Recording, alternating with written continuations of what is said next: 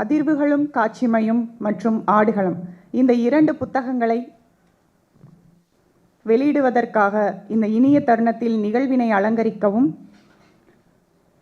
நிகழ்வினை சிறப்பாக்கவும் வந்திருக்கும் சிறப்பு விருந்தினர்களை மேடைக்கு வருமாறு அன்போடு அழைக்கின்றோம். இசைஞர் ஜேம்ஸ் வசந்தன் அவர்களை மேடைக்கு அன்போடு அழைக்கின்றோம். எம்ரால்டு பதிப்பகத்தின் நிறுவனர் டாக்டர் கோ ஒளிவண்ணன் அவர்களை மேடைக்கு அன்போடு அழைக்கின்றோம்.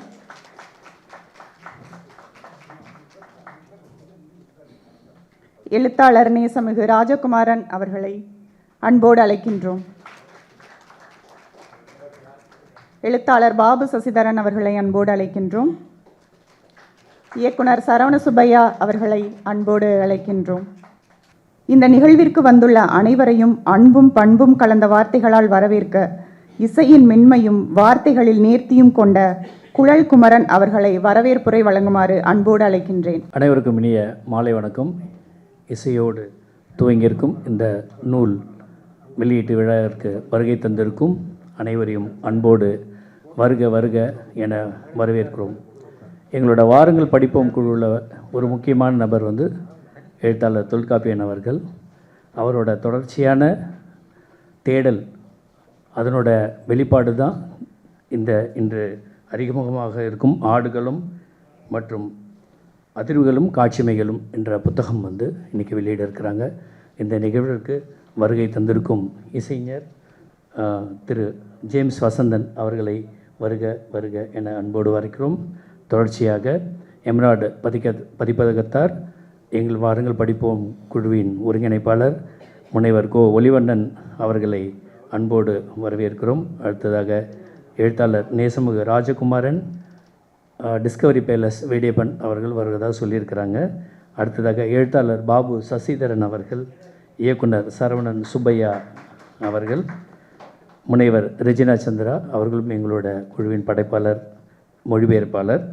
அடுத்ததாக தயாரிப்பாளர் மகாபாரத் பகவத் அவர்கள், தொழிலதிபர் எக்ஸ்எஸ் பிச்சைமுத்து அவர்கள் மற்றும் இந்த நிகழ்ச்சிக்கு நிறைய எழுத்தாளர்களும் சுவைஞர்களும் வந்திருக்கிறாங்க. மூத்த பத்திரிகையாளர் தீக்கதிரோட முன்னாள் ஆசிரியர் ஐயா திரு குமரேசன் அவர்கள் வந்திருக்கிறாரு. எழுத்தாளர் கவிஞர் அமிர்தம் சூர்யா அவர்கள் வந்திருக்கிறாங்க. எழுத்தாளர் தமிழன் பிரசன்னா வந்திருக்கிறாங்க. எழுத்தாளர் நம்ம குழந்தை அனிதா மற்றும் இன்னும் நிறைய பேர் வந்திருக்காங்க.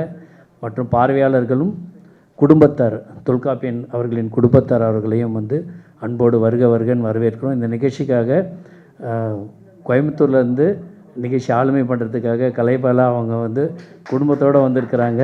அவர்களையும் அவங்க குடும்பத்தார் அவர்களையும் மற்றும் அனைவரும் வருக வருக என வரவேற்று அமர்கிறேன். நன்றி, வணக்கம். இலக்கியங்கள் தான் சமூகங்களை இயக்குகின்றன. சமூகத்தில் நிகழ்ந்து வரும் அத்தனை சிக்கல்களுக்குமான தீர்வு காட்சிமாவின் செம்மையில்தான் இருக்கிறது.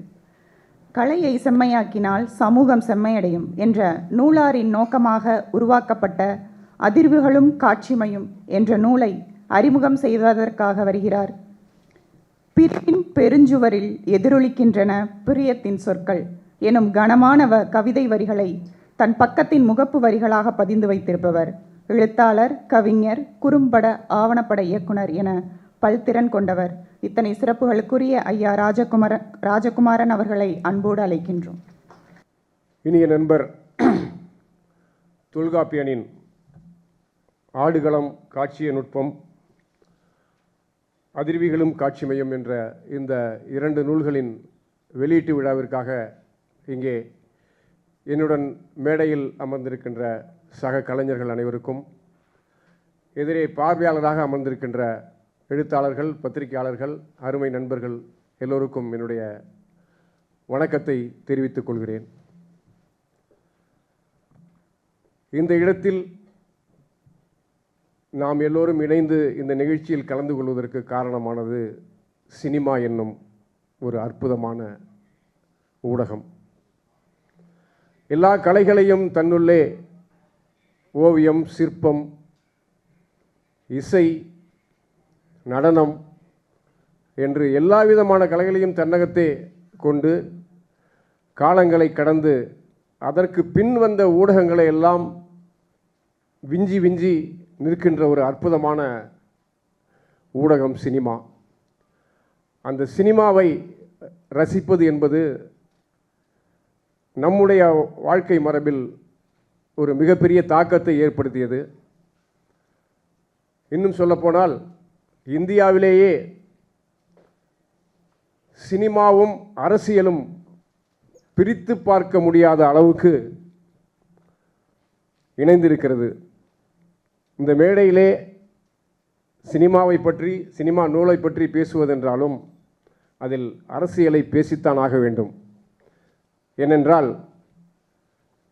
திராவிட இயக்கம் என்ற ஒரு மாபெரும் மறுமலர்ச்சி இயக்கத்தை கட்டமைத்து பேரறிஞர் அண்ணா, டாக்டர் கலைஞர் இவர்களெல்லாம் சினிமாவின் வழியாக சமூக மறுமலர்ச்சியை விதைத்தார்கள். அவர்கள் விதைத்த அந்த மறுமலர்ச்சி மிகுந்த திரைப்படங்கள் சமூகத்தில் மிகப்பெரிய தாக்கத்தை ஏற்படுத்தின. அதனால் நம்முடைய மரபிலே சினிமாவும் அரசியலும் இதுவரை இணைந்தே வந்திருக்கிறது. அண்ணா, கலைஞர், எம்ஜிஆர், ஜெயலலிதா என்று திரைப்படத்திலிருந்து வந்த முதலமைச்சர்கள் வேறு ஒரு மாநிலத்தில் இல்லை. ஏனென்றால் தமிழர் வாழ்வு என்பது கலையோடும் இலக்கியத்தோடும் பின்னி பிணைந்த ஒரு வாழ்வு.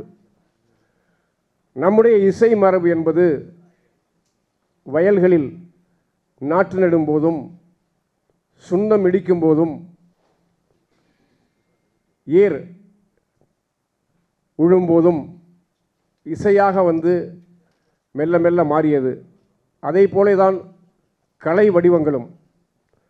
நம்முடைய தொன்ம மரபில் கலை வடிவங்கள் சினிமாவிற்கு முன்னேயான நாடகத்தை எடுத்துக்கொண்டால், அதற்கு முன்னேயான தெருக்கூத்தை எடுத்துக்கொண்டால், கலை என்பது நம்முடைய வாழ்க்கையில் இரத்தத்தில் கலந்தே வந்திருக்கிறது.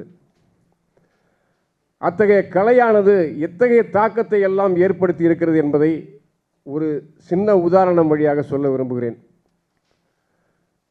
தவத்திரு சங்கரதாஸ் சுவாமிகள் நீங்கள் கேள்விப்பட்டிருப்பீர்கள், நாடக பேராசான். தெருக்கூத்து மரபிலிருந்து நாடகத்தை மேடைக்கு வடிவமைத்த ஒரு அற்புதமான கலைஞர்.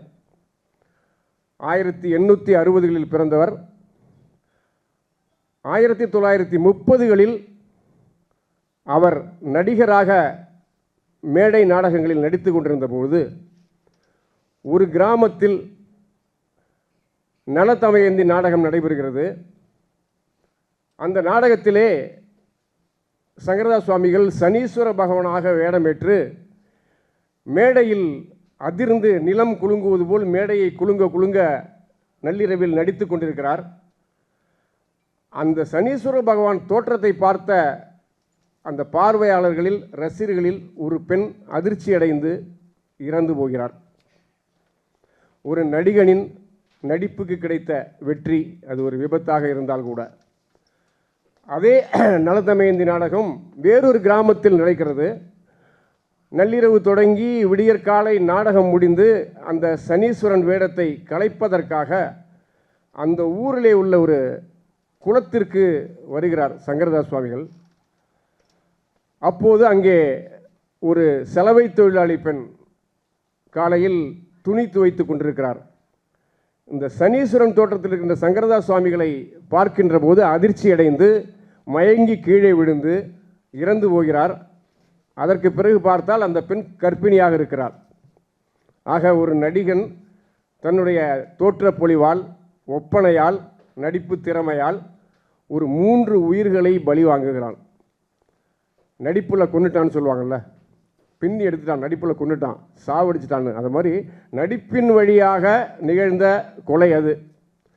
சமீபத்தில் நாம் இங்கே நடிப்பின் வழியாக நடந்த ஒரு 42 விபத்து என்று சொல்லலாம், கொலை என்று சொல்லலாம். உணர்ச்சி வசப்பட்டு ரசிகர்களை உசுப்பேற்றி நடந்த மிகப்பெரிய ஒரு கொலை. இதுவும் சினிமா நடிகரால் ஏற்பட்டது தான், அதுவும் ஒரு நாடக நடிகரால் ஏற்பட்டது தான். ஆக சினிமா என்பது மிகப்பெரிய தாக்கத்தை நம்முடைய வாழ்விலே தொடர்ந்து செலுத்தி கொண்டே இருக்கிறது. அதை சினிமாவாக ரசிப்பதோடு நிறுத்தி கொண்டால் ரசிகர்களுக்கு பிரச்சனை இல்லை.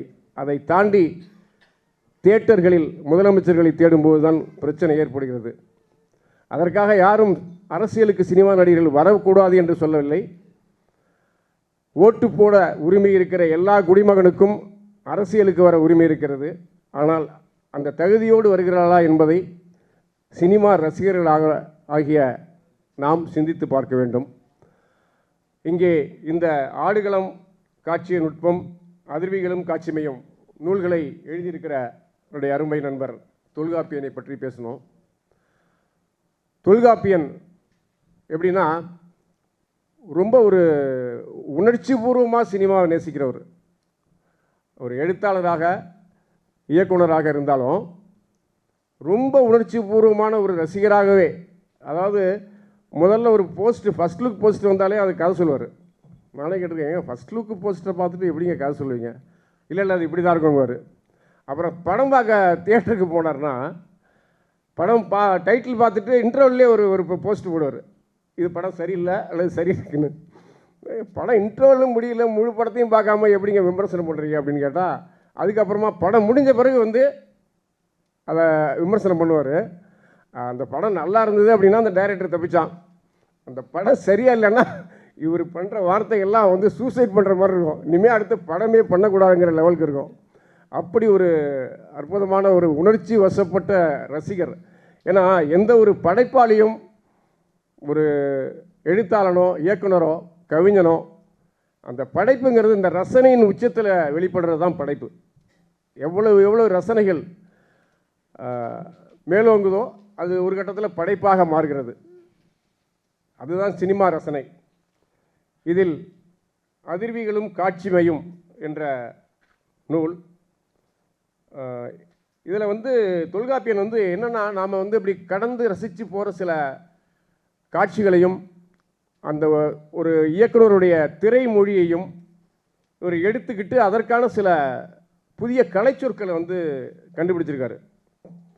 அதிர்விகளும் காட்சிமையும் அப்படிங்கிற இந்த அதிர்வி காட்சிமை, அது அதிர்வி அப்படின்னா என்னன்னு கேட்டிங்கன்னா, ஒரு கதை படிச்சுட்டு அல்லது சிறுகதை படிச்சுட்டு நாவல் படிச்சுட்டு நாம் பேசுகிற மாதிரி இந்த புத்தகத்தை பேச முடியாது. இதை ஏன்னா ஆழ்ந்து படிக்கணும். படிச்சுட்டு அவருடைய மொழியிலேயே சொல்லும்போது தான் அது என்னங்கிறது நமக்கு புரியும். அதாவது எஃபெக்ட் என்றால் உணர்வு பெருக்கி அப்படின்னு சொல்கிறார், அல்லது உணர்வு தூண்டி, அல்லது உணர்வு ஊக்கி, அல்லது உணர்வு மாயைகளை உருவாக்குவது என்று பொருள். இதை எப்படி தமிழ்படுத்துவது? ஒரு சொல் இருக்கிறது, அது அதிர்வி. சினிமாவில் அதிர்வி என்றால் பார்வையாளனின் மனதை அதிரச் செய்து அதன் மூலம் அவனை ஒருவித மனநிலைக்குள், அதாவது பரவசமான மனநிலைக்குள் கொண்டு வருவது என்று பொருள். அதிர்வி என்றால் பார்வையாளனை குறிப்பிட்ட மனநிலைக்கு தயார்படுத்துவது. ஒரு இயக்குனர் ஒரு காட்சியை வடிவமைச்சிருப்பார். அந்த காட்சிக்குள்ளார ஒரு ரசிகனை, ஒரு பார்வையாளனை எப்படி கொண்டு வர்றான் அந்த இயக்குனர் அப்படிங்கிறது தான் அந்த திரைப்படத்தினுடைய வெற்றி. அதுதான் இந்த எஃபெக்ட் என்பது அதிர்வி என்ற வார்த்தைகளால் தொல்காப்பியன் அறிமுகப்படுத்துகிறார். அந்த அதிர்விகளை என்ன பண்ணுறாரு இவர், ஒரு பல சினிமாக்களை பல முறை பார்த்து அந்த அதிர்விகளை இப்போ பகுதிகளாக பிரிக்கிறார். சயின்டிஃபிக் எஃபெக்ட், அறிவியல் அதிர்வி. அறிவியல் சாதனங்களை கொண்டு தொழில்நுட்ப நிபுணர்களை பயன்படுத்தியும் அறிவியல் பூர்வமாக அதிர்விகளை உருவாக்குவது. அடுத்ததாக கண்டென்ட் எஃபெக்ட், கள அதிர்வி. கதைக்கரு, கதை, காட்சியம், வசனம் உள்ளிட்ட எழுத்துக்களில் அதன் மூலமாக காட்சிக்கான அதிர்விகளை உருவாக்குவது. அடுத்ததாக காமெடி எஃபெக்ட், நகைப்பு காட்சிகள் மூலமாக அதிர்விகளை உருவாக்கி படத்துடன் ரசிகர்களை ஒருங்கிணைப்பது, ஒன்றிணையச் செய்வது. கடைசியாக ஒரு அதிர்வியை பற்றி சொல்கிறாரு, பொயட்டிக்கல் எஃபெக்ட். கவிதை அல்லது காவிய அதிர்வி என்று நம்முடைய மரபு, சமூகத்தின் நம்பிக்கைகள், வாழ்க்கை குறித்த ஒரு தனிநபரின் பழக்க வழக்கங்களின் மீதான பிடிமானங்கள், இவைகளையெல்லாம் காட்சிக்கு தேவையான அதிர்விகளை கொடுப்பது. இந்த அதிர்விகள் எல்லாம் மிகச்சிறப்பாக திரைக்கதையில் பயன்படுத்தப்படும் போதுதான் ஒரு நல்ல திரைப்படம் உருவாகிறது என்று சொல்கிறார். அதற்கு அவர் நிறைய நல்ல உதாரணங்கள், அற்புதமான உதாரணங்கள்லாம் எடுத்து சொல்கிறார்.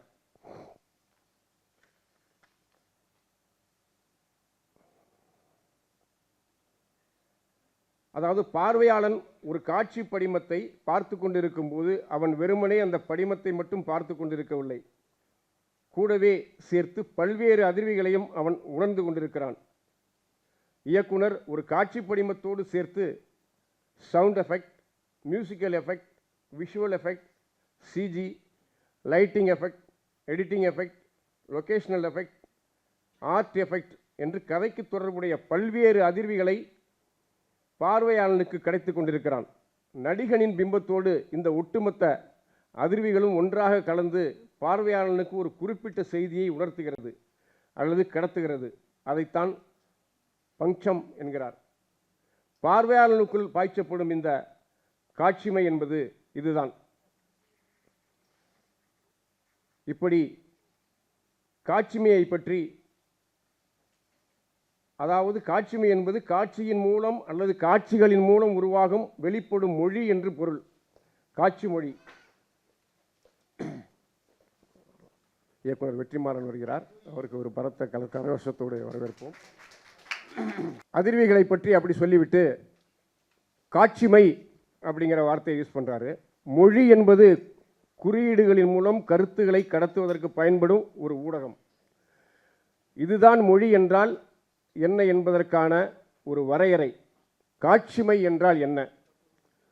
ஒலி, எழுத்து, சொல், வார்த்தை போன்ற மொழி குறியீடுகள் எதுவுமில்லாமல் குறிப்பிட்ட கருத்தை கடத்தும் முறைக்கு காட்சிமை என்று பெயர்.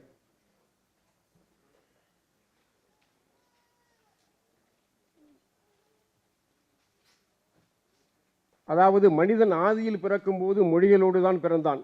அவை சைகை மற்றும் ஒலி என்பது மேலே பார்த்தோம். அந்த இரண்டு அடிப்படை பிறவி பயன்படுத்தாமல் ஒரு மனிதனின் மனநிலையை இன்னொரு மனிதனால் அவனை கண்ட மாத்திரத்தில் உணர முடிந்தால் அதுதான் காட்சிமை, அதாவது காட்சி மொழி என்று குறிப்பிடுகிறார். இந்த புத்தகத்தை பற்றி நிறைய பேசலாம். ஆனால் அடுத்தடுத்து நிறைய பேச வருபவர்களுக்கான வாய்ப்பளிக்க வேண்டும். தொல்காப்பியனின் இந்த ஆடுகளம் காட்சி நுட்பம் என்னும் இந்த நூலும் அதிர்வுகளும் காட்சிமையும் என்ற இந்த நூலும் இரண்டுமே மிகச்சிறந்த நூல்கள். புதிதாக திரைக்கதை எழுத வருபவர்களுக்கு, புதிதாக திரைப்படங்களை இயக்க வருபவர்களுக்கு இந்த நூல்கள் பாடங்கள் என்பதில் சந்தேகமில்லை. இவை திரைப்பட கல்லூரிகளில் பாடங்களாக வைக்கப்பட வேண்டும் என்ற அன்பு கோரிக்கையை இங்கே வைத்து விடைபெறுகிறேன். நன்றி, வணக்கம். மிக்க நன்றி ராஜகுமாரன் சார். ராஜகுமாரன் சார் சொன்னது மாதிரி கடந்த சில காட்சிகளை மீண்டும் மீண்டும் ஆராய்ஞ்சு அதுக்குன்னு ஒரு நிறைய வகைகளை விளக்குவது தான் இந்த அதிர்வுகளும் காட்சிமையும். மிக்க நன்றிங்க சார். நாம் அனைவரும் எதிர்பார்த்து காத்திருந்த இயக்குனர் வெற்றிமாறன் அவர்களை மீண்டும் அன்போடு வரவேற்பதில் பெருமகிழ்ச்சி கொள்கிறோம். அதிர்வுகளும் காட்சிமையும் என்கின்ற முதல் நூலை வெளியிடுவதற்காக இசையோடு நம்முடன் எப்பொழுதும் கலந்தே இருக்கும் இவரது பயணம் சங்கீதத்தில் மட்டுமல்ல, சமூக நினைவிலும் தீவிரம் கொண்டது. தமிழ் மொழி, இலக்கியம், கலாச்சாரம் ஆகியவற்றை தன் இசையிலும் சிந்தனையிலும் சுமந்த சிந்தை நிறைந்த இசைஞர். இசையமைப்பாளராக மட்டுமல்ல, ஒரு ரசனைமிக்க தொகுப்பாளராகவும் எங்கள் மனதில் இடம் பிடித்த இசையமைப்பாளர் திரு ஜேம்ஸ் வசந்தன் அவர்களை அதிர்வுகளும் காட்சியமையும் நூலினை வெளியிடுவதற்காக மிகுந்த மரியாதையுடன் அன்புடனும் அழைக்கின்றோம்.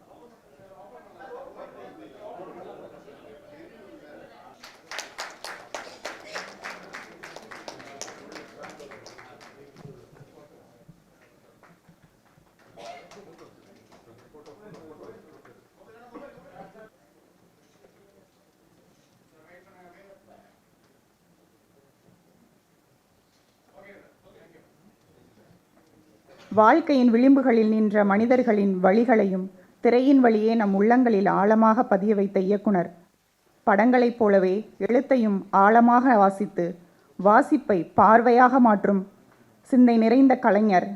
இயக்கமும் எழுத்தும் ஒன்றாய் சங்கமிக்கும் தமிழ் சினிமாவின் தனித்த அடையாளம் இயக்குனர் திரு வெற்றிமாறன் அவர்களை ஆடுகளம் பற்றிய காட்சி நுட்பம் எனும் 2வது நூலை வெளியிடுவதற்காக மிகுந்த மரியாதையுடனும் பெருமையுடனும் அழைக்கின்றோம். ஆடுகளம் எனும் நூலை பெற்றுக்கொள்வதற்காக சிற்பி சண்முகம் மற்றும் சாதிக் அவர்களை அன்போடு அழைக்கின்றோம்.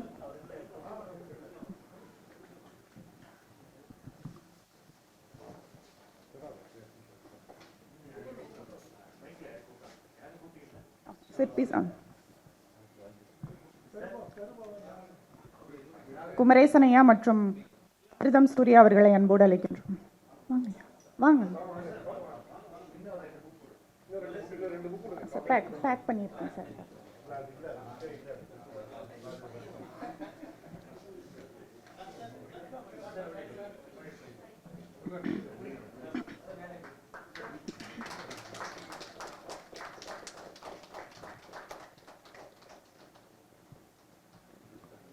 மிக்க மகிழ்ச்சி.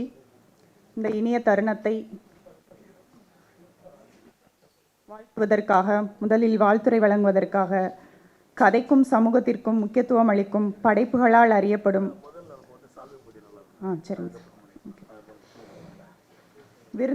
விருந்தினர்களை சிறப்பு செய்வதற்கான நேரம் இது.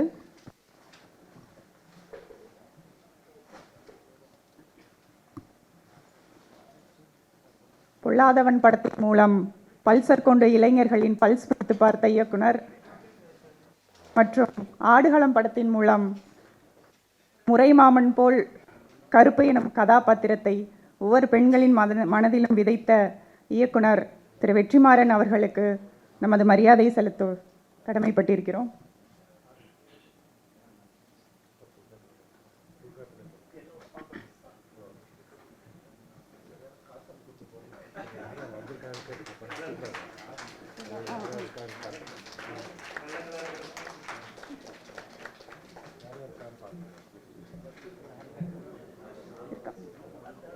அடுத்ததாக இசைஞர், தொகுப்பாளர், சமூக ஆர்வலர் ஜேம்ஸ் வசந்தன் அவர்களுக்கு மரியாதை செய்யுமாறு அன்போடு அழைக்கின்றோம்.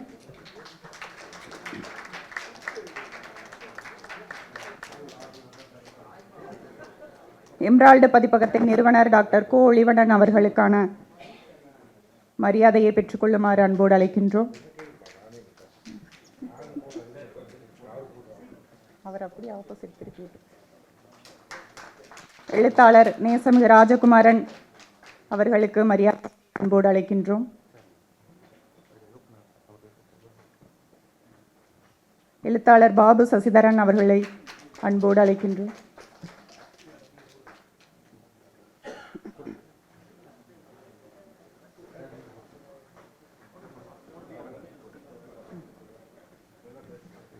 இயக்குனர் சரவண சுப்பையா அவர்கள் அன்போடு அழைக்கின்றோம்.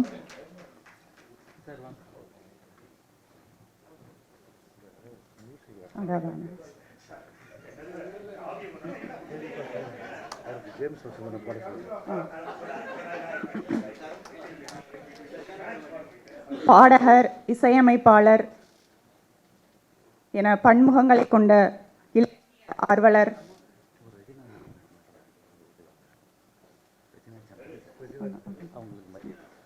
இசைஞர் விக்கி அவர்களை மரியாதை செய்வதற்காக இசைஞர் ஜேம்ஸ் வசந்தன் அவர்களை அன்போடு அழைக்கிறேன்.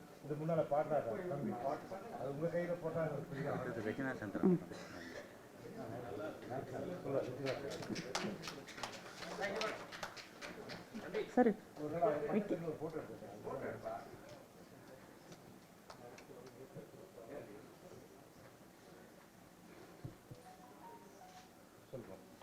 முனைவர் ரெஜினா சந்திரா அவர்களை அன்போடு அழைக்கின்றோம்.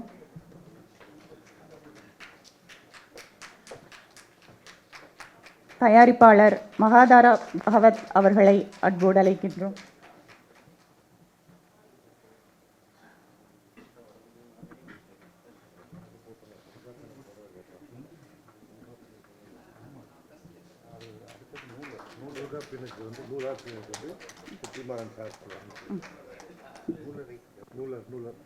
இன்றைய கதாநாயகர் எங்கள் குழுமத்தின் ப்ளூ சட்டை மாறன் அவர்களுக்கு சிறப்பு செய்வதற்காக இயக்குனர் வெற்றிமாறன் அவர்களை அன்போடு அழைக்கின்றோம்.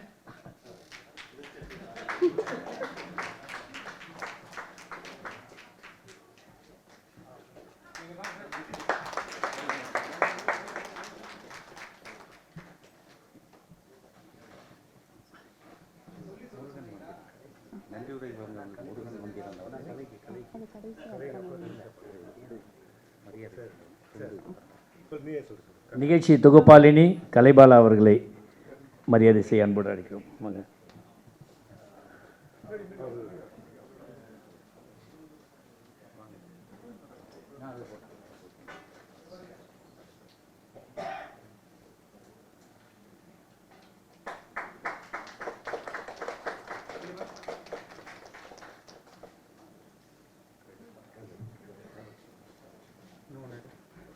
பாணர் முருகன் மந்திரம் அவர்களை சிறப்பு செய்வதற்காக மேடைக்கு அன்போடு அழைக்கின்றோம்.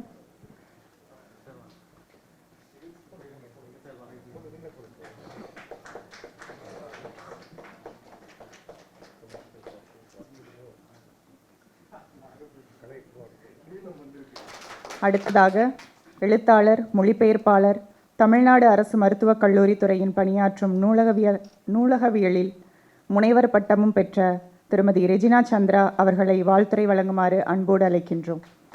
மேடையில் வீற்றிருக்கும் இயக்குனர் வெற்றிமாறன், இசைஞர் ஜேம்ஸ் வசந்தன், இயக்குனர் சரவண சுப்பையா, பதிப்பாளர் முனைவர் ஒளிவண்ணன், ராஜகுமாரன் சார், பாபு சசிதரன், நூலாசிரியர் தொல்காப்பியன் குமரேசன் ஐயா, அமிர்தம் சூர்யா மற்றும் இங்கு இந்த நூல் வெளியீட்டை காண ஆவலோடு வந்திருக்கும் உங்கள் அனைவருக்கும் என் வணக்கத்தை தெரிவித்துக் கொள்கிறேன்.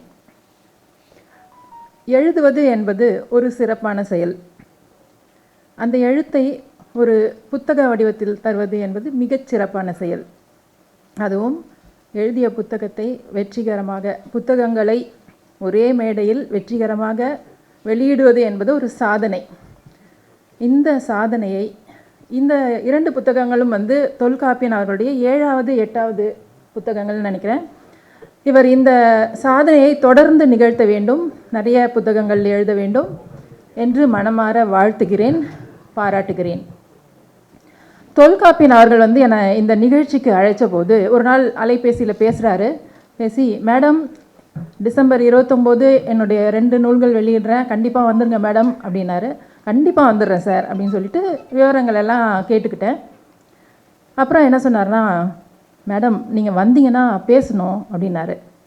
சார் என்ன சார், வெற்றிமாறன் சார் வராரு, ஜேம்ஸ் வசந்தன் வராரு, திரைத்துறையை சேர்ந்தவங்க நண்பர்கள்லாம் வராங்க, நான் என்ன சார் பேச போகிறேன், அங்கே எனக்கு என்ன தெரியும் சினிமாவை பற்றி அப்படின்னு. இல்லை மேடம் பேசுங்க மேடம், என்னை வாழ்த்துங்க மேடம், அப்படியே 2 நிமிஷம் பேசுங்க மேடம் அப்படின்னு.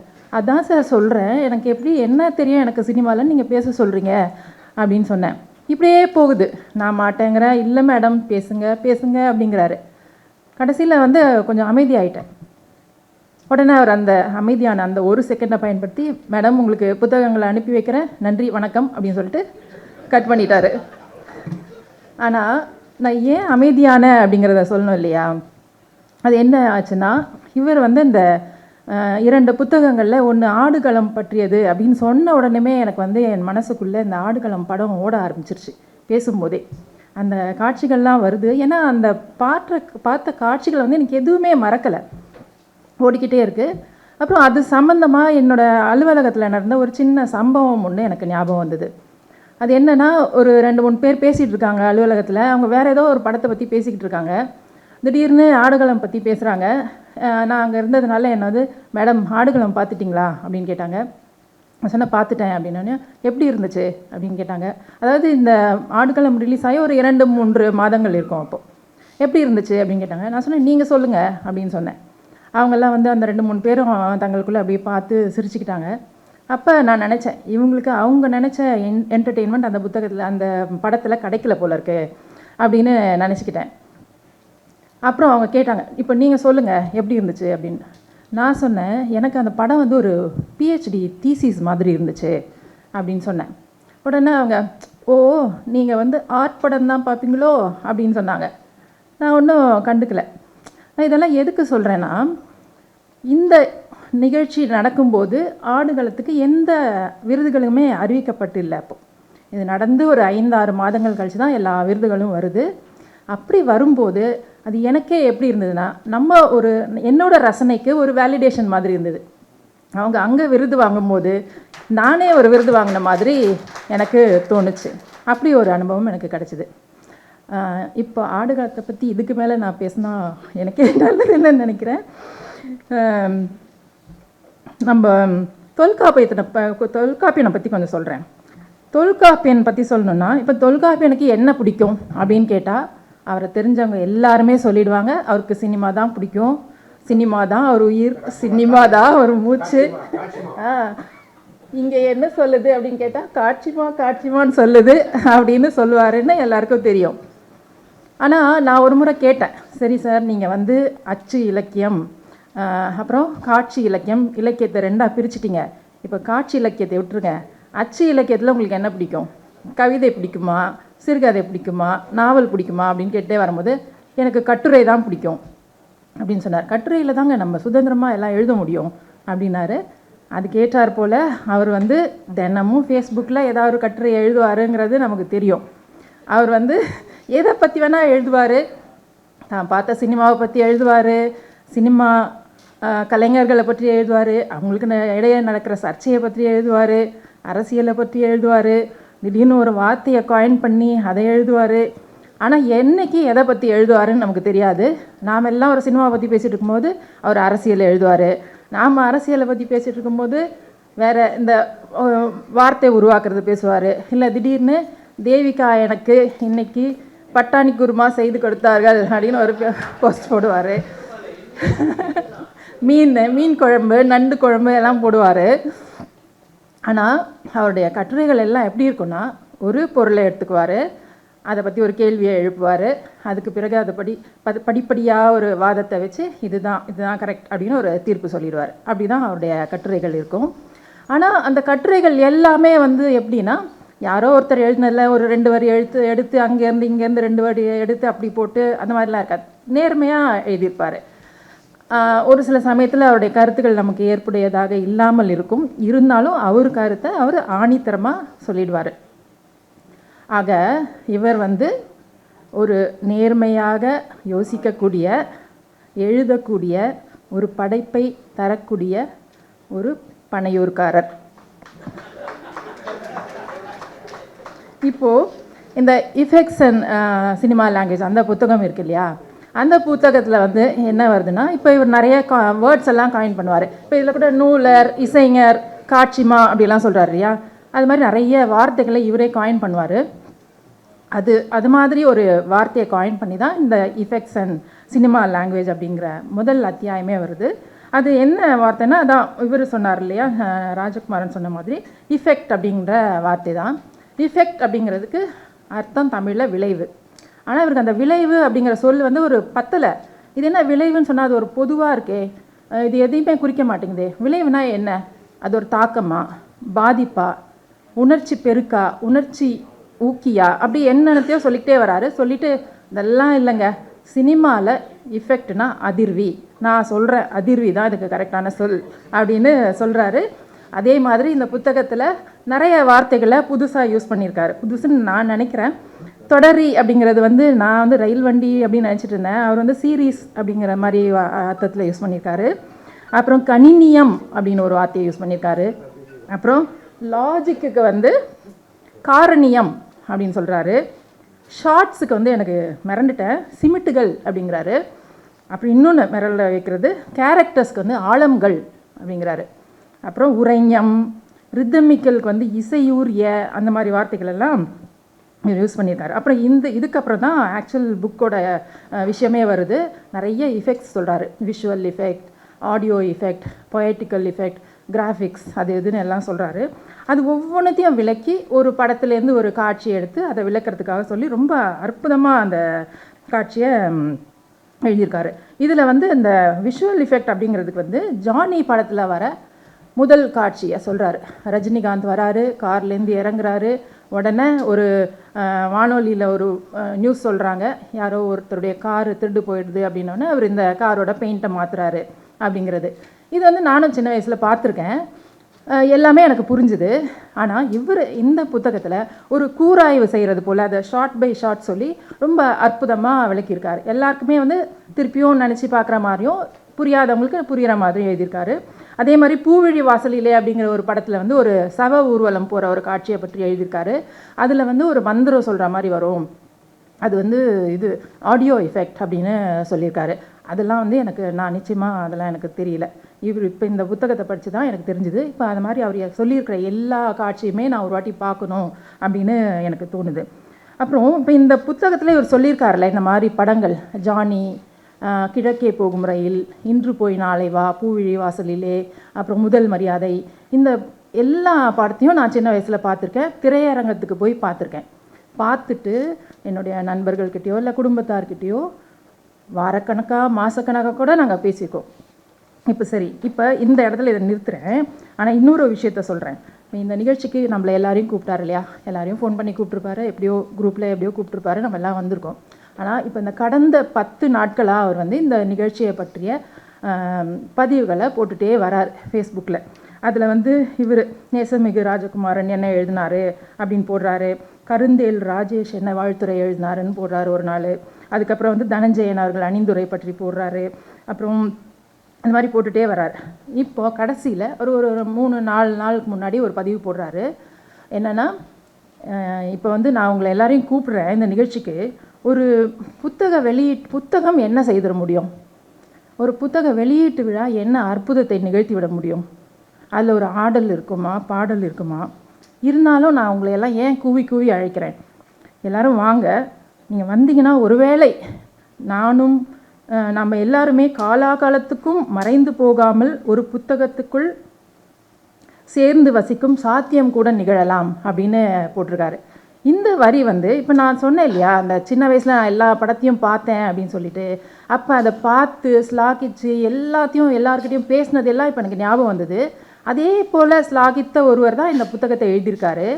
அதே போல் ஸ்லாகித்த நாம் எல்லாரும் தான் அந்த புத்தகத்தை படிக்க போகிறோம். அப்போ நாம் எல்லாருமே அந்த புத்தகத்தில் அவர் சொன்ன மாதிரி வாழ போகிறோம். அந்த உணர்வு வந்து எனக்கு ரொம்ப அப்படியே டச்சிங்காக இருந்தது, ரொம்ப அன்பாக இருந்துச்சு.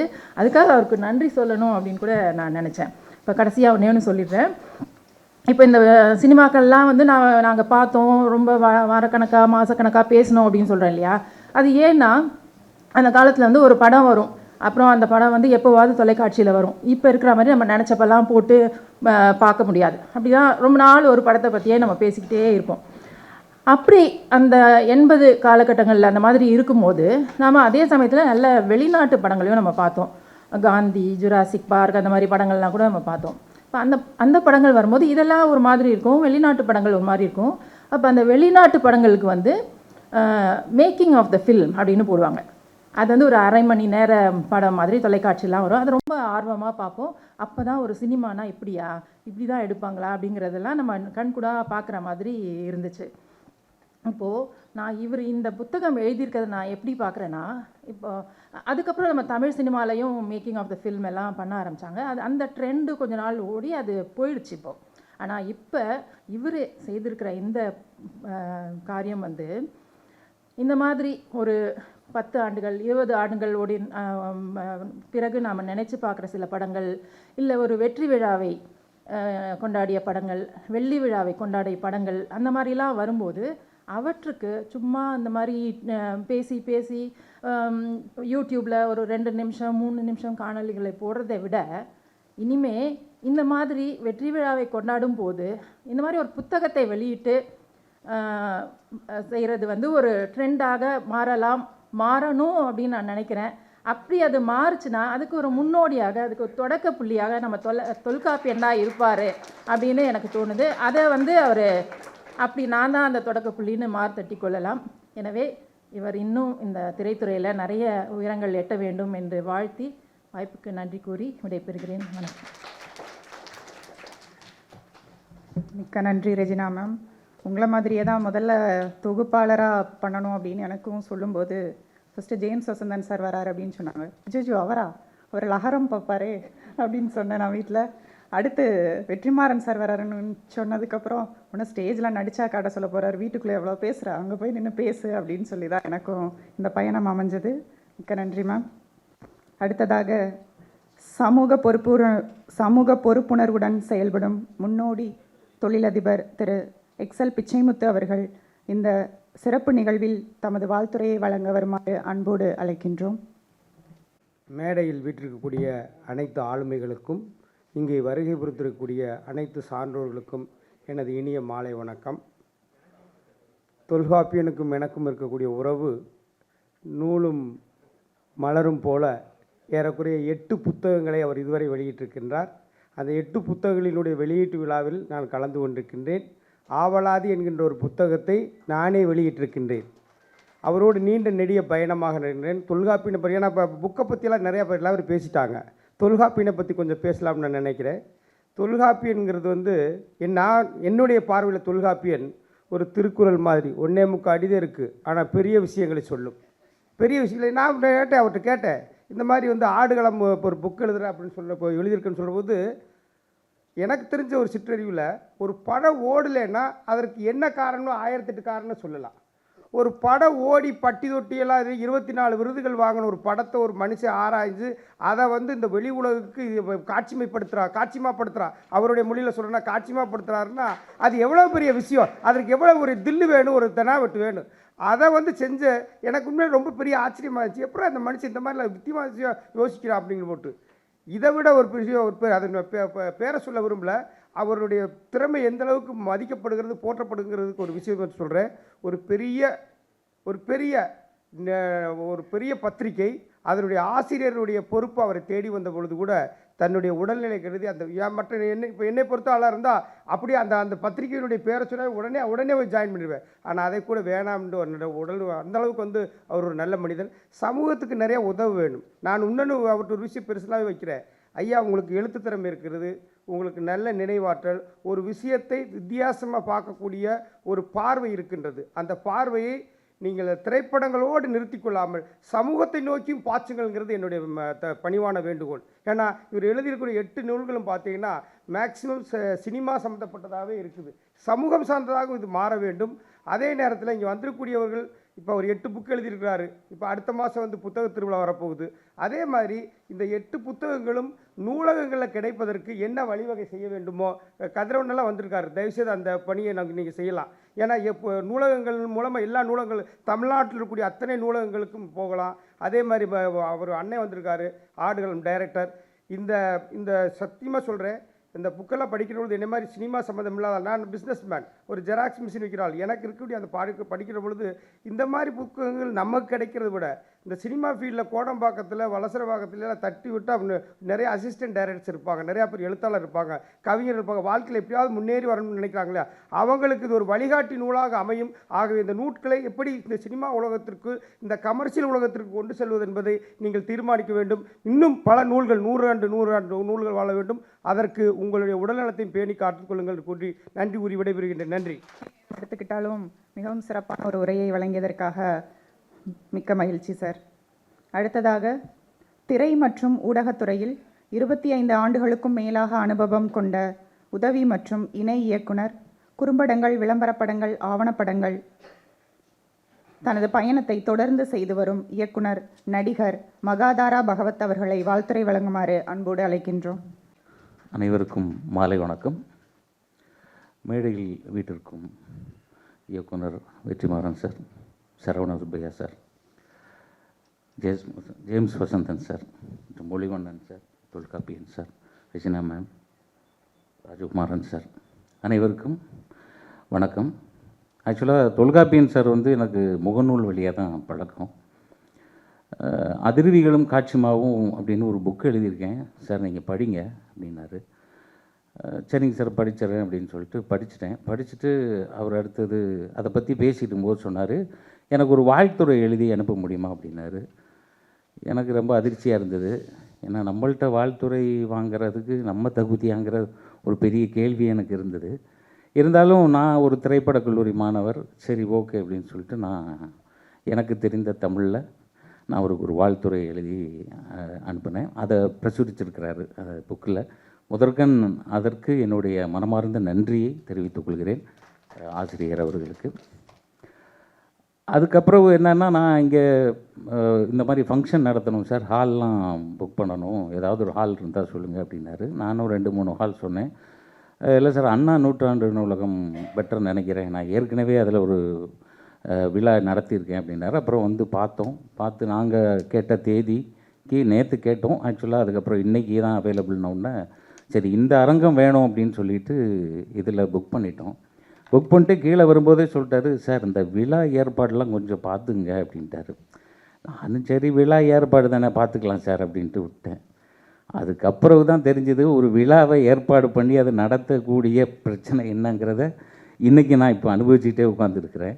இன்னும் எல்லாமே டிசைன் அது இது எல்லாமே ஒர்க்கு. ஓரளவுக்கு நான் வந்து சாருடைய மனம் கோணாமல் நடத்திக்கிட்டு இருக்கேன் அப்படின்னு நினைக்கிறேன். ஸோ இதற்கு என்னுடைய ரொம்ப உறுதுணையாக இருந்த என்னுடைய நண்பர்கள் எல்லாருக்குமே என்னுடைய நன்றியை நான் தெரிவித்துக் கொள்கிறேன். இந்த இனிய மாலை வேளையில் இந்த மாதிரி ஒரு இலக்கியம் சார்ந்த ஒரு விழாவில் என்னை வாழ்த்துரை வழங்க இந்த ஒரு வாய்ப்பை ஏற்படுத்தி கொடுத்த என் நண்பர் தொல்காப்பியன் அவர்களுக்கு மனமார்ந்த நன்றி. வணக்கம். அடுத்ததாக கொரோனா காலகட்டத்தில் படிப்போம் படைப்போம் எனும் 2 குழுக்களை உருவாக்கி பல்வேறு படைப்பாளர்களை வெளி உலகிற்கு அறிமுகப்படுத்தியவர், வாசிப்பை ஒரு இயக்கமாக்கி இன்று எம் இயக்கத்தையே வாசிப்பாக மாற்றியவர், எழுத்தாளர், வாசிப்பாளர், திறனாய்வாளர், பேச்சாளர், அச்சக உரிமையாளர் என பன்முகங்கள் கொண்ட எம்ரால்டு பதிப்பகத்தின் நிறுவனர் முனைவர் டாக்டர் கோ ஒளிவண்ணன் அவர்களை வாழ்த்துரை வழங்குமாறு அன்போடு அழைக்கின்றோம். நான் கூட இப்போ கரெக்டு. நான் இப்போவும் எனக்கு தொல்காப்பியன் உண்மையாகவே பயம். எனக்கு பல காரணங்கள். நான் அவர்கிட்ட தெளிவாக சொன்னேன், சார் வெள்ளிக்கிழமை சனிக்கிழமை ஞாயிற்றுக்கிழமை புக் பண்ணுங்கள் சார், எங்கள் புத்தகம் வெளியிடுறது கூட ஈஸி சார், கூட்டம் கொண்டு வரது கஷ்டம் சார் அப்படின்னா. ஆமாம் கரெக்ட் அப்படின்னாரு. அப்புறம் நான் சொல்கிறேன், வெற்றிமாறன் சார்கிட்ட டேட்லாம் இருக்குது சார், நம்ம பண்ணிடலாம் அப்படின்னாரு. ஃபோன் பண்ணி சார் இடத்தெல்லாம் புக் பண்ணிவிட்டு எல்லாம் சரியாயிடுச்சு சார்னாரு. எப்போங்க என்ன? திங்கக்கிழமை 4 மணிக்கு சார் அப்படின்னாரு. பயம் எனக்கு. 4 மணிக்கு திங்கக்கிழமை யார் சார் வருவாங்க அப்படின்னா, சார் பார்த்துக்கலாம் சார் அப்படின்னாரு. அதுதான் சார் தொல்காப்பியன், அவரால் மட்டும்தான் இது முடியும். போன வருஷம் என்னுடைய நூல் வந்தபோது அது யாரெல்லாம் கேட்டாங்களோ அவங்களுக்கெல்லாம் புத்தகம் அலுவலகத்தை அனுப்பிட்டே இருந்தாங்க. அந்த லிஸ்ட்டு பார்த்துக்கிட்டே இருந்தபோது ஒரு 5 நாள் கழிச்சு லிஸ்ட்டில் பார்த்தா தொல்காப்பியன் பேர் இருந்தது. இவருக்கு அனுப்பிட்டீங்களா அப்படின்னா, அனுப்பிட்டோம் சார் அப்படின்னாங்க. ஏமா அவசரப்பட்டு அனுப்பிட்டீங்க, ஒரு 500,000 காப்பி போட்டோம், அதுக்கப்புறம் போயிருக்கலாமே அப்படின்னு. அவர் அந்த புத்தகத்தை முகநூலில் எழுதுகிற வரைக்கும் தேவையில்லாமல் ஒரு பதற்றம் இருந்துக்கிட்டே இருந்தது. அதுதான் தொல்காப்பியன். அவர் யாருக்காகவும் வந்து தன்னை வந்து காம்ப்ரமைஸே பண்ணிக்க மாட்டார். அது ரொம்ப ரொம்ப ரேரஸ்ட்டு குவாலிட்டி. அவர் சொன்னது போல், நண்பர்கள் சொன்னது போல், அவர் வளைஞ்சு கொடுத்து தான் எப்படி வேணால் போயிருக்கலாம். முதல்ல அவர் என்கிட்ட வந்து கொண்டு வந்தது சினிமா ஒரு காட்சி இலக்கியம் அப்படின்னு ஒரு புத்தகத்தை கொண்டு வந்தார். அந்த நூலை வாங்கி பார்த்தோன்னே நான் அசந்து போயிட்டேன். ஏன்னா இந்த மாதிரி புத்தகங்கள் ஏன் வரணும் அப்படின்னு சொன்னால், இது வந்து மேக்கிங் ஆஃப் த ஃபிலிம் எனக்கு அது உடன்பாடு இல்லை ரெஜினா. ஏன்னா டைட்டானிக்கை வந்து சமீபத்தில் நிறைய இன்ஸ்டாலில் வந்து மேக்கிங் ஆஃப் டைட்டானிக்கை பார்த்த உடனே எனக்கு புஷ்ஷுன்னே போயிடுச்சு. அது ஒருத்தன் கேட்டான், அந்த அவ்வளோ பெரிய பலகையில் அவன் மட்டும் ஏன் படுத்துட்டுருக்கிறான் ரோஸு, அவனுக்கு ஒரு தடவையாவது நீ வந்து என் பக்கத்தில் படுக்கக்கூடாதுன்னு கேட்டுருக்கூடாது. அவனை பார்த்துட்டிங்கன்னா அந்த பலகையில் அவனும் ஏறி படுத்துருக்கல ஜாக்கும்.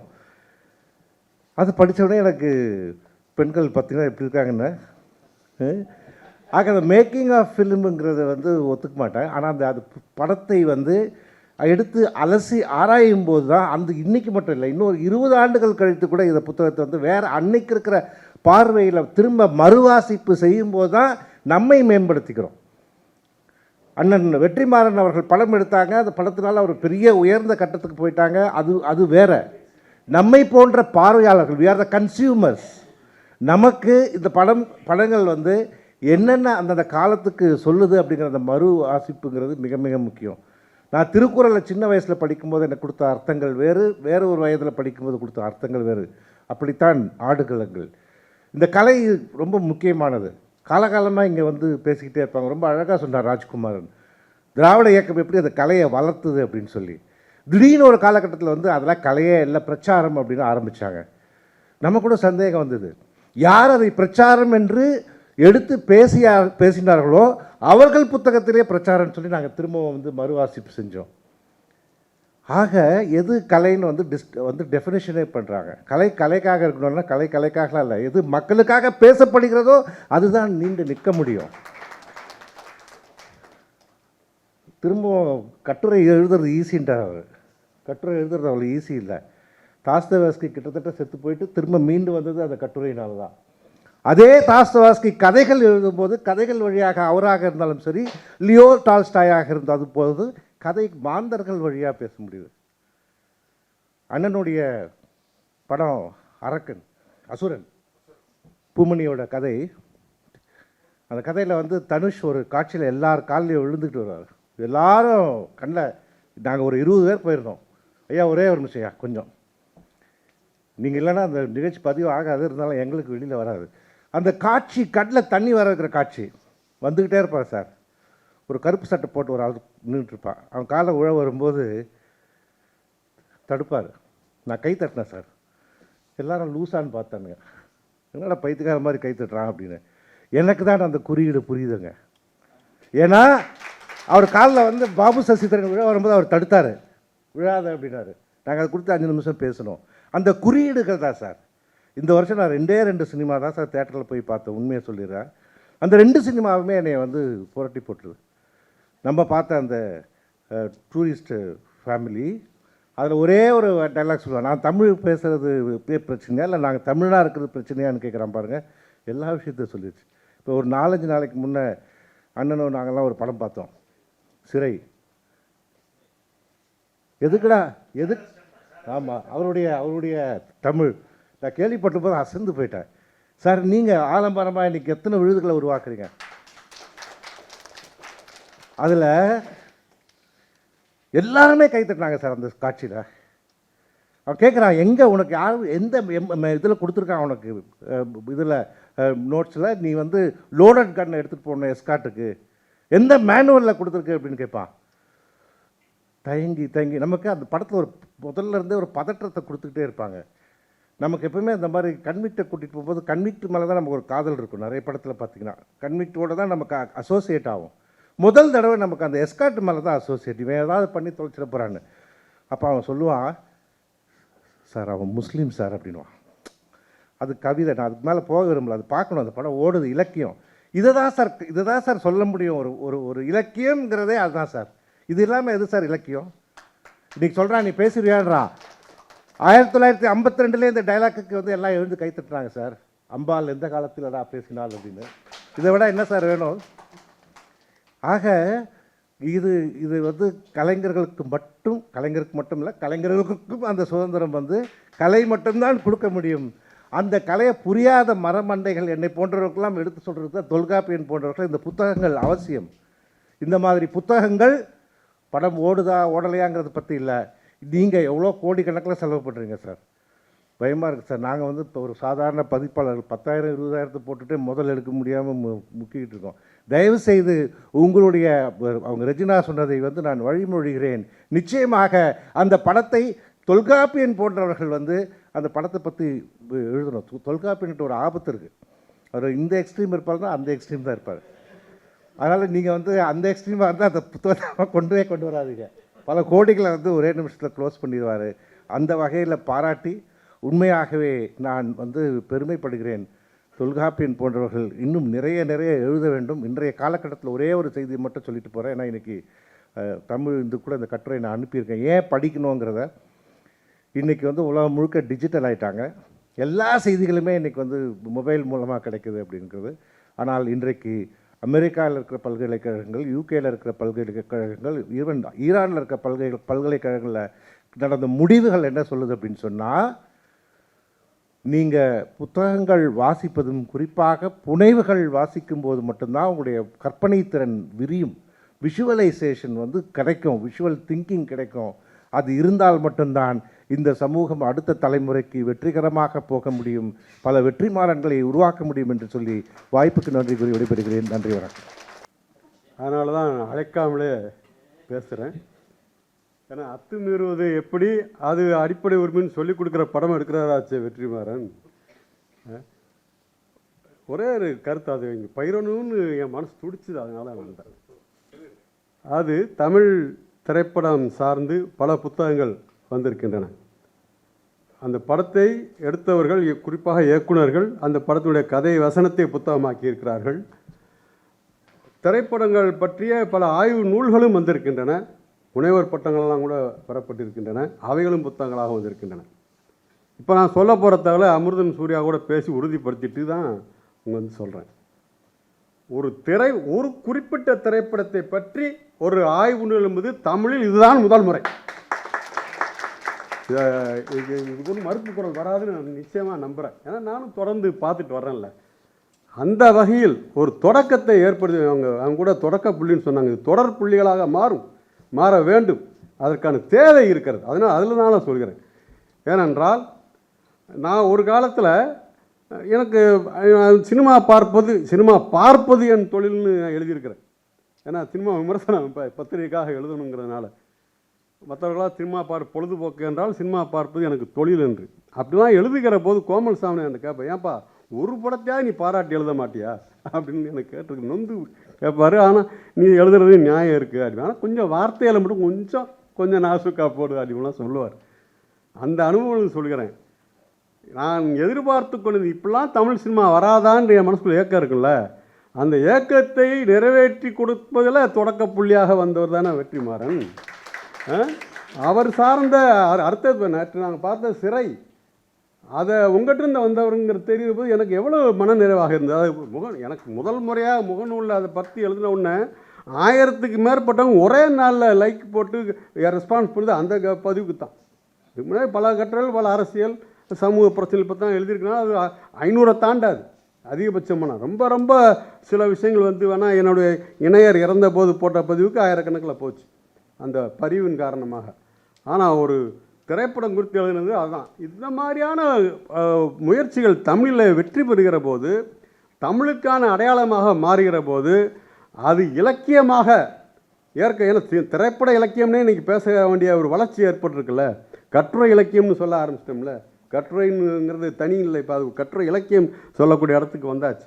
அதுபோல் அப்படிப்பட்ட இலக்கிய பதிவுகளாக தமிழ் சினிமாக்கள் பேசப்படுவதற்கு திரைப்படம் சார்ந்த அந்த மாணவர்களால் மட்டுமில்லை மக்களால் பேசப்படுவதற்கான ஒரு களம் என்பது அந்த ஆடுகளம் போல் அது இலக்கிய களமாக அது வளர வேண்டும் அப்படிங்கிற எனக்கு பேராசை. அந்த பேராசை பகிர்ந்து கொண்டேன். எனவே இந்த அத்துமூறலை நீங்கள் பொறுத்து கொள்ளுங்கள். மீண்டும் மீண்டும் இத்தகைய புத்தகங்கள் நிறைய வர வேண்டும். இந்த புத்தகம் நான் அந்த இது இவர் கொடுத்த அந்த இந்த புத்தகம் அறிவுகளும் காட்சியமையும் மட்டும் தான் நான் படித்தேன். அதில் உள்ள அந்த சொல்லாடல்கள்லாம், ஏன்னா நானும் ஒரு எழுத்தாளனாக பத்திரிகையாளனாக உட்காந்து எழுதும்போது புதிய சொல்லை உருவாக்கணுமே, இந்த ஏன் திரும்ப பழைய இந்த சொல்லே போட்டுக்கணுன்னு போராடுறவன். அப்படியான சொற்கள் கிடச்சிருக்கு. அவர் சொன்னது போல் இது புழங்க மற்றவர்களும் அதை பேச பகிர சில சொற்கள் அடையாளம் பெறும். இன்னும் காலத்தின் தேவைகிறது. அவரும் கூட இந்த சொல் வேண்டாம் இன்னொரு சொல்ல கூட ஏற்கலாம். இதெல்லாம் சேர்ந்தான மொழி வளர்ச்சி அப்படிலாம் வரட்டும் அப்படிங்கிற என்னுடைய விருப்பத்தை வாழ்த்தாக தெரிவித்து விடைபெறுகிறேன். நன்றி. எத்தனையோ படைப்புகளுக்கு வாழ்த்துரை வழங்கியவர் அவர். இந்த படைப்புக்கும் அவரது நிறைவு வாழ்த்துரையாக வழங்கியது மிக்க மகிழ்ச்சிங்க ஐயா. அடுத்ததாக இந்த தருணம் எழுத்தாளரின் நீண்ட நிசப்த இரவுகளின் சாட்சி, எண்ணற்ற திருத்தங்களின் நினைவுச் சுவடு, மனம் சோர்ந்த போதும் இழுத்தை விடாமல் பிடித்து கொண்ட ஒரு உறுதிநிலை. நாமும் அவருடனான இந்த பயணத்தில் கலந்து கொண்டது மிகுந்த மகிழ்ச்சி அளிக்கிறது. எழுத்தில் இருந்து சிந்தனையாக, சிந்தனையிலிருந்து சமூக பேசுவாயாக வளர்ந்து நிற்கும் இந்த இரு நூல்களின் நாயகன் சொற்களும் தெளிவும் என்ற தலைப்பில் நம்மோடு உரையாற்ற வருமாறு அன்போடு அழைக்கின்றோம். நூலர் மா தொல்காப்பியன் அவர்களை அழைப்பதில் பெரும் மகிழ்ச்சி. நான் 1988 +2 முடிச்சுட்டு டிகிரிக்காக அப்ளை பண்ணும்போது, அப்போ எங்கள் ஊரில் ஒருத்தர் டிப்ளமோ இன் லெதர் டெக்னாலஜி படிச்சுட்டு இந்த ஊரில் பிரபலமான அவர் எங்கள் என்னுடைய தமிழாசிரியருடைய மகன். ஊரில் அவர் பேர் கமலக்கண்ணன். அவர் ஊரில் இருந்தார். எனக்கு இந்த அப்ளிகேஷனை ஃபில்அப் பண்ணது யாருன்னு தெரியல. அப்போ அவர் தான் இருந்தார். எல்லாத்தையும் அவர் போய் பண்ண சொன்னாங்க. நான் அவர்கிட்ட எடுத்துகிட்டு அந்த அப்ளிகேஷன் நேரம் போனேன். அவர் வாங்கி அவங்க திண்ணையில் அவர் மேலே உட்காந்து எழுதி கொடுத்தாரு. அவர் இங்கே வந்திருக்காரு. அண்ணன் கமலக்கண்ணன் அவர்களுக்கு ஒரு சால்வை அனுப்பிக்கணும். இது மாதிரி ஒரு பொருத்தமாக டைம் கிடைக்காது எனக்கு நன்றி சொல்வதற்கு. வாங்க. அப்போல்லாம்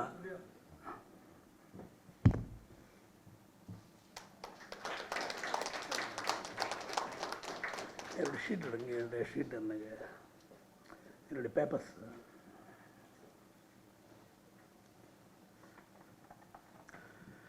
எழுத்தை போல் எனக்கு பேச்சு வர்றதில்லை. அதனால் கொஞ்சம் குறிப்பு எடுத்துகிட்டு வந்திருக்கேன். முதல்ல என்னுடைய சினிமாவை பற்றி என்னுடைய கொள்கை என்ன, நான் ஏன் இதை எழுதுகிறேன், அதோட ரீசன் என்ன. எல்லோரும் கஷ்டப்பட்டு வேலைக்கு போகிறாங்க, சம்பாதிக்கிறாங்க, பணத்தை வாங்கிட்டு வந்து மனைவிட்ட கொடுக்குறாங்க, மனைவி வந்து அவங்களோட குடும்பம் நடத்துகிறாங்க, அவரோட குழந்தை இப்படிலாம் போகிறேன். நான் அதெல்லாம் ஒரு வேலையை 15 வருஷம் வேலை செய்கிறதில்ல. வேலை செய்யாமல் நான் ஏன் இதை எழுதிட்டு உட்காந்துருக்கேன், எனக்கு என்ன மோட்டிவேஷன் அப்படிங்கிறதுக்காக ஒரு விஷயத்தை நான் சொல்கிறேன். சினிமா செம்மையானால் ஒரு தனி மனிதன் செம்மைப்படுத்தப்படுகிறான். ஒரு தனி மனிதன் செம்மையானால் அந்த சமூகம் செம்மையாகிறது. அந்த சமூகம் செம்மையானால் அந்த சமூகத்தின் அரசியல் களம் செம்மையாகிறது. ஒரு நல்ல அரசியல் களம் நல்ல அரசியல் தலைவர்களை உருவாக்குகிறது. நல்ல அரசியல் தலைவர்கள் உருவானால் அந்த சமூகம் இன்னும் ஒரு படி மேலே முன்னேறி செல்கிறது. இதுதான் என்னுடைய கலை கொள்கை. சினிமா பற்றி என்னுடைய கலை கொள்கை. சினிமாவை ஒரு கலையாக நான் பார்க்கிறேன். சினிமாவை ஒரு இலக்கியமாக பார்க்கிறேன். சினிமாவை வந்து ஒரு காட்சி இலக்கியம். எப்படி வந்து நான் வந்து இப்போ சினிமாவே பார்க்கக்கூடாது அப்படிங்கிற சமூகத்தில் அந்த காலகட்டத்தில் சினிமாவுக்கு பொண்ணு அடிப்பாங்க. நீங்கள் காசு திருடிட்டு போய் பிடி குடித்தான்னா கூட விட்டுருவாங்க. காசு எடுத்து போய் சினிமாவுக்கு போட்டாங்கன்னா அடிப்பாங்க. அது ஒரு பெரிய துரோக செயல் மாதிரி, சமூக விரோத செயல் மாதிரி பண்ணோம். அப்படி ஒரு சமூகத்தில் வந்து நம்ம பறந்து வந்தோம். நான் சொல்கிறேன், சினிமா தான். சினிமாவை நீங்கள் எந்த அளவுக்கு சரி பண்ணுறீங்களோ அந்த அளவுக்கு சமூகம் சரியாகும். அவ்வளோதான். இது வேறு வழியே இல்லை. இங்கே நீங்கள் எங்கெங்கே இப்போ தேட வேண்டியதில்லை. மதத்திலையோ சாதிய ஒழிப்போ பெண்கள் ஒழி இதெல்லாம் இல்லை. நீங்கள் சினிமாவில் தான் எல்லாமே இருக்குது. சினிமா தான் எனக்கு கற்பித்து நான் எனக்கு கொஞ்சம் அறிவு இருக்குன்னா அது சினிமாவிலேருந்து நான் வாங்கினது தான். எனக்கு கொஞ்சம் திறமை இருக்குன்னா அது சினிமாவிலேருந்து நான் பெற்றுக்கொண்டது. எனக்கு இந்த உலக அறிவு, ஊரறிவு, நாட்டறிவு, உள்ளறிவு எல்லாம் இருக்குன்னா பழக்க வழக்கங்கள் எப்படி பழகுவது, எப்படி பெண்களிடம் எப்படி பழகுவது, அவர்களுடைய சக நண்பர்களை எப்படி அணுகுவது, இதெல்லாம் நான் கற்றுக்கொண்டது எல்லாமே சினிமாவில். சினிமா வந்து ஒரு பொழுதுபோக்கு அல்ல. சினிமா வந்து ஒரு இலக்கியம், காட்சி இலக்கியம்.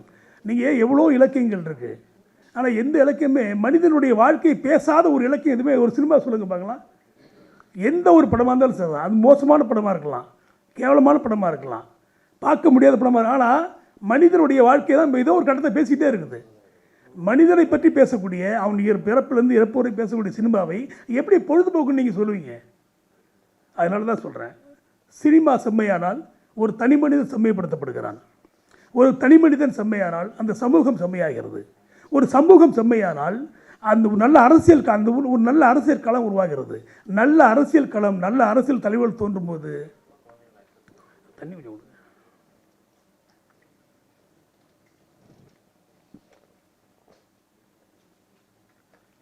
இந்த சமூகம் மேலும் ஒருபடி முன்னே செல்கிறது.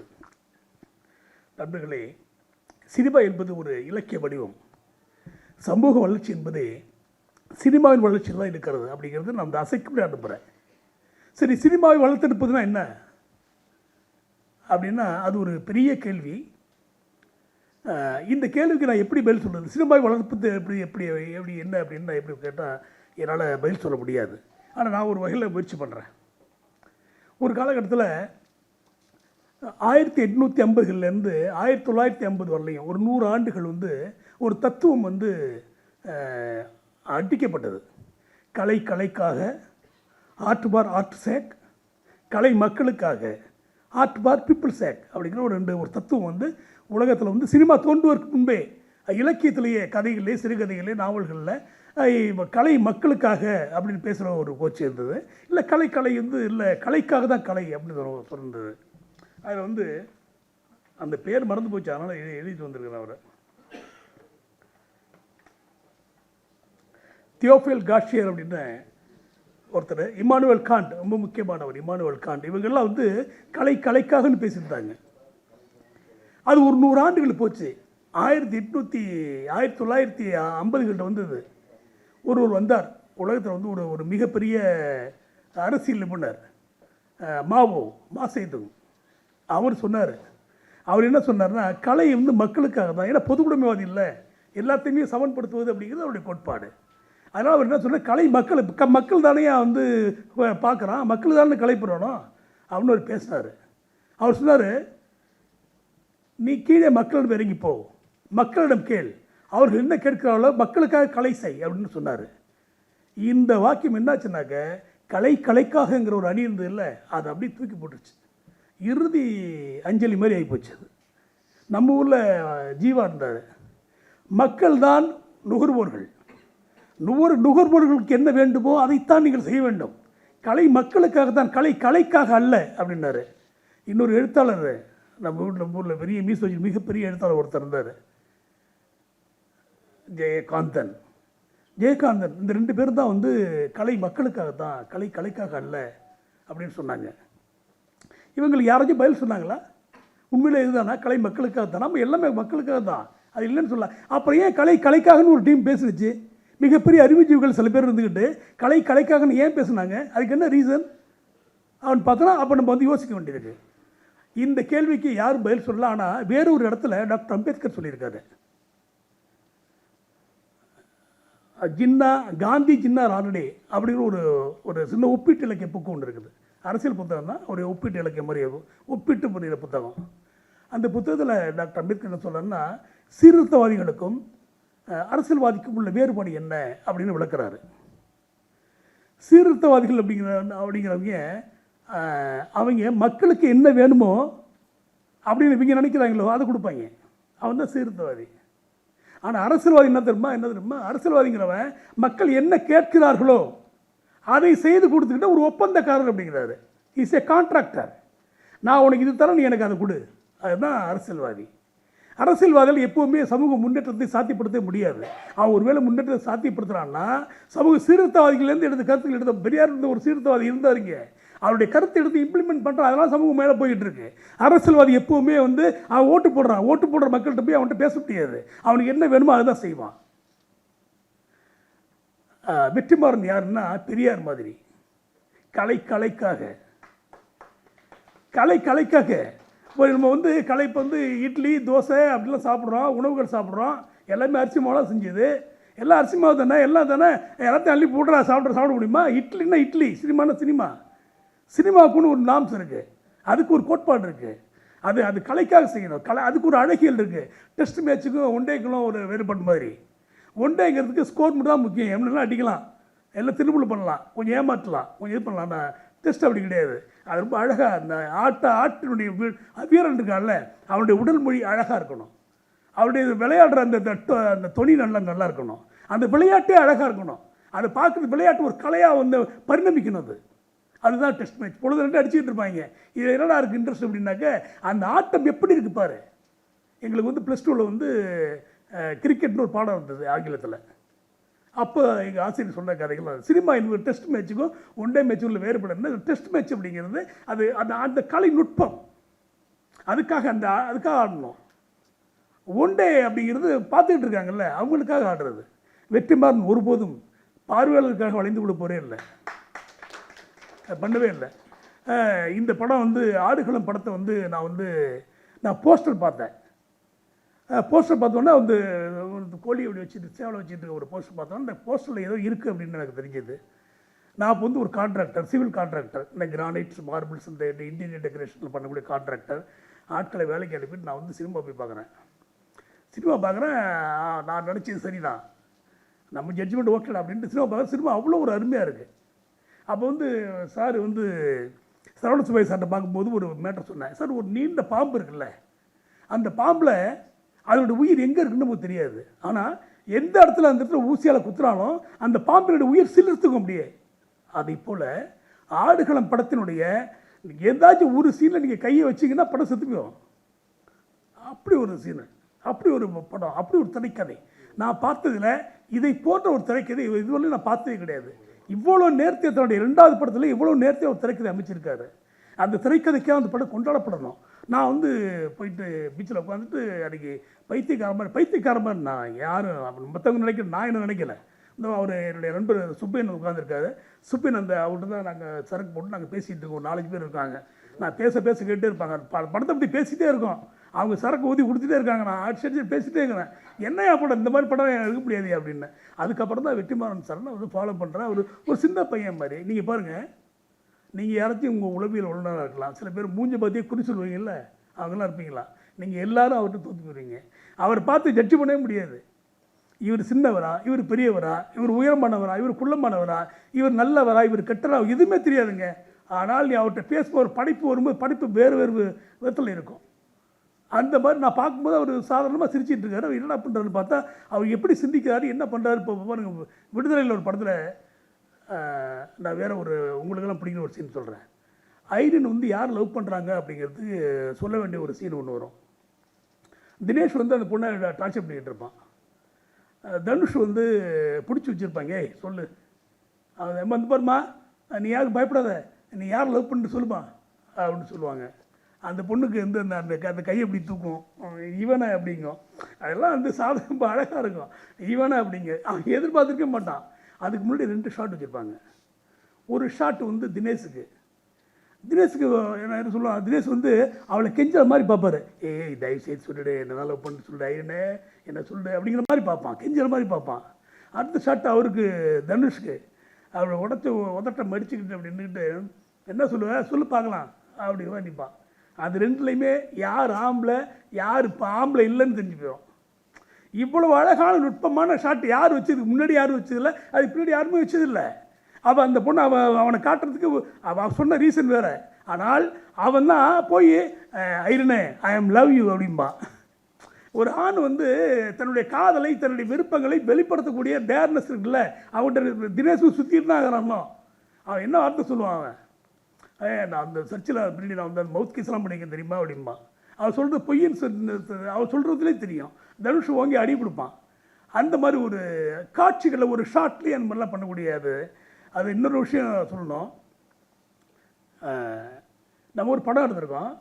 அந்த படம் வந்து ஒரு பெண்களுக்கு மரியாதை கொடுக்கணும், பெண்கள் வந்து நோன்னு சொன்னால் அதை உடனே அக்செப்ட் பண்ணிக்கணும், அதை ஏற்றுக்கணும் அப்படின்னு நம்மளுடைய அதை பற்றி பேசாத எழுத்தாளர்கள் யாரும் இல்லை, கவிஞர்கள் யாரும் இல்லை. நாம் ஒரு படம் நேர்கொண்ட பார்வைன்னு படமும் எடுத்திருக்கோம். அவள் இல்லைன்னா இல்லை தான், ஆமான்னா ஆமாம் தான் அப்படின்னு சொல்கிறதுக்காக நீங்கள் ஒரு தனுஷ் அந்த கேபி கருப்பு அப்படிங்கிற அந்த கேரக்டர் வந்து அவள் லவ் சொல்லிடுவாள்ல, அவர் 2 நாள் தான் ஆயிருக்கும், உடனே அவன் லவ் பண்ண ஆரம்பிச்சிடுவார். அவருக்கு வந்து ஃபீலிங் எதுவுமே ஆகிடும். அந்த நேரத்தில் அவள் கூப்பிட்டுருப்பா, அவனை வர சொல்லி அப்படின்னு போயிடுவான். நேராக வந்து அந்த ஒரு காலேஜில் போய் அவளை பார்க்க போயிருப்பான். பார்க்கும்போது அவன் சொல்லுவான், அவன் சொல்லிவிடுவான், ஸ்ட்ரைட்டாக சொல்லுவாள் அவன், நான் வந்து உன்னை லவ் பண்ணலை, அவன் தினேஷ் என்னை டார்ச்சர் கொடுத்தான், அதுக்காக தான் அவனை அவாய்ட் பண்ணுறதுக்காக நான் உன்னை சொன்னேன் அப்படின்பா. உடனே எந்த பேச்சுமே கிடையாது. அவன் உடனே என் கத்தி எடுத்து அறுத்துக்குவான். என்னை அழுவ வச்சுட்டில்ல, என் லவ் இந்த மாதிரி தான் அப்படின்ட்டு வந்துடுவான். இதில் என்ன தெரியுதுன்னா, அவன் இல்லைன்னு சொன்னால் ஏற்றுக்குவான், அக்செப்ட் பண்ணிக்குவான். அவன் சொன்ன நோ இருக்குல்ல, அந்த நோவுக்கு அக்செப்ட் பண்ண. அப்போ எவ்வளோ பெரிய ஆண்மகன் அவன், எவ்வளோ பெரிய கல்வியாளன், எவ்வளோ பெரிய சிறந்தவன், அவனுடைய வாழ்க்கை எப்படிப்பட்டதாக இருக்கும். அவள் முழு வாழ்க்கை ஒரு படத்தை எடுத்து கொடுத்து எப்படி இருக்கும். அதுதான் இந்த படம்.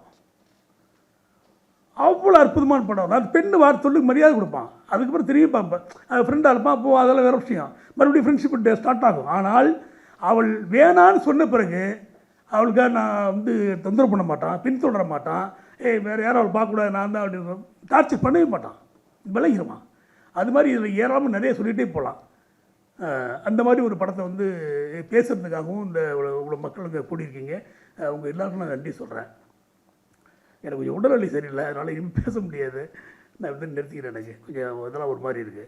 நன்றி, வணக்கம் எல்லாருக்கும்.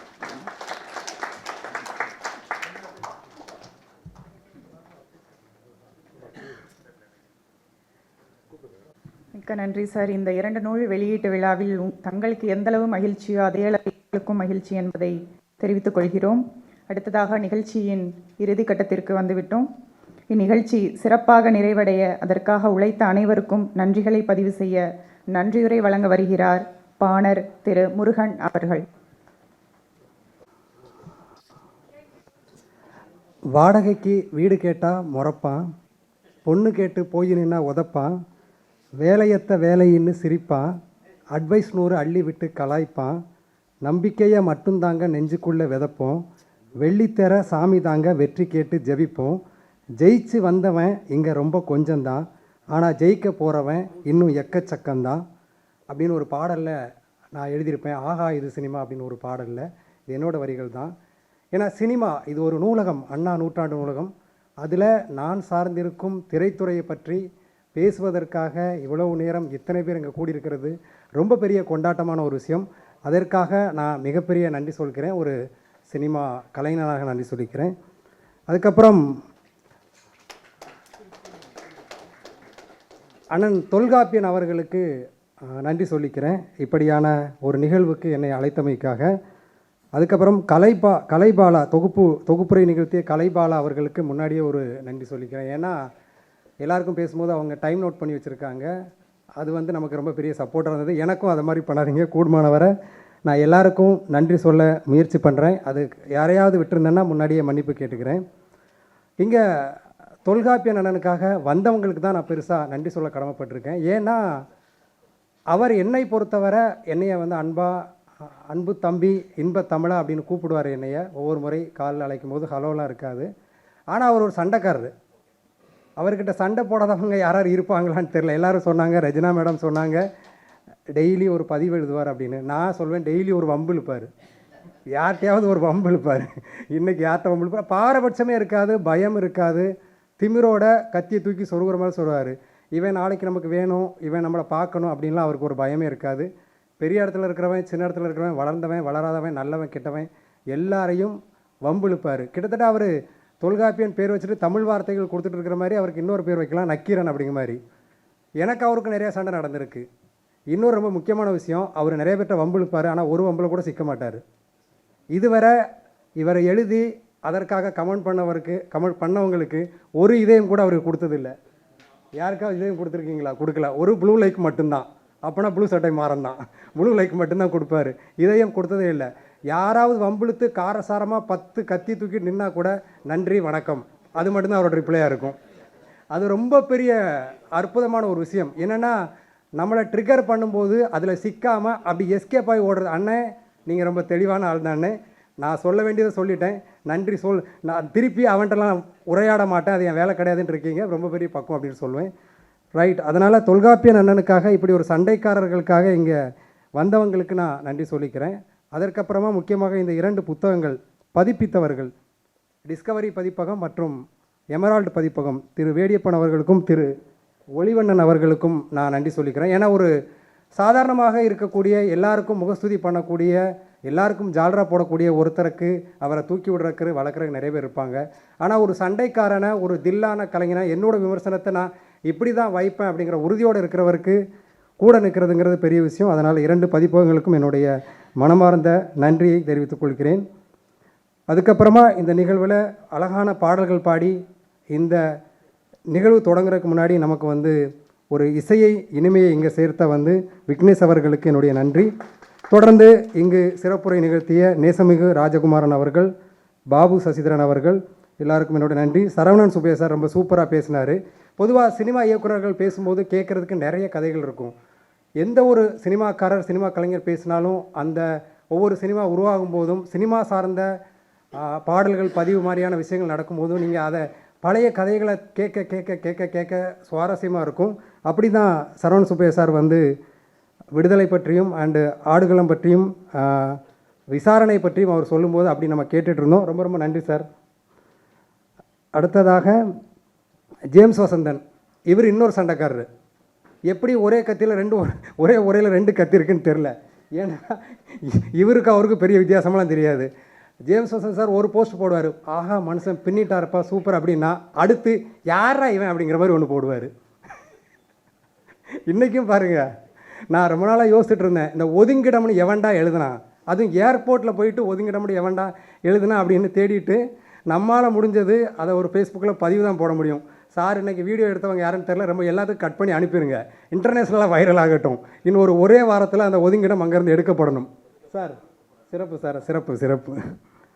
ஸோ அவர் என்னுடைய தோழர் இங்கே வந்திருக்காங்க, ஜெயஸ்ரீ, அவங்க தான் காலைல சொன்னாங்க. நான் ஜேம்ஸ் வசந்த் சாரோட ஃபேஸ்புக் ப்ரொஃபைலில் போய் பார்த்தேன், அவர் தமிழை வளர்ப்பதற்காக ஒரு பதிவு போட்டிருக்காரு, ரொம்ப நல்ல விஷயம் அப்படின்னு சொல்லிட்டு இருந்தாங்க. ரொம்ப ரொம்ப நன்றி சார், அந்த முயற்சி பெருசாக வெல்லட்டும்.